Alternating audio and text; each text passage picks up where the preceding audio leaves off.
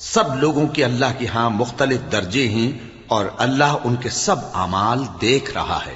اللہ نے مومنوں پر یقیناً احسان کیا ہے کہ ان میں انہی میں سے ایک پیغمبر بھیجے جو ان کو اللہ کی آیتیں پڑھ پڑھ کر سناتے اور ان کو پاک کرتے اور انہیں کتاب و حکمت کی تعلیم دیتے ہیں، اور پہلے تو یہ لوگ کھلی گمراہی میں تھے۔ بھلا یہ کیا بات ہے کہ جب احد کے دن کفار کے ہاتھ سے تم پر مصیبت واقع ہوئی،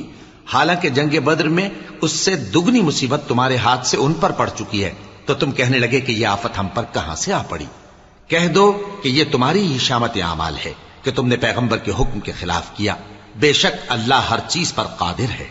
اور جو مصیبت تم پر دونوں جماعتوں کے مقابلے کے دن واقع ہوئی سو اللہ کے حکم سے واقع ہوئی، اور اس سے یہ مقصود تھا کہ اللہ مومنوں کو اچھی طرح معلوم کر لے اور منافقوں کو بھی معلوم کر لے۔ اور جب ان سے کہا گیا کہ آؤ اللہ کے رستے میں جنگ کرو یا کافروں کے حملوں کو روکو، تو کہنے لگے کہ اگر ہم کو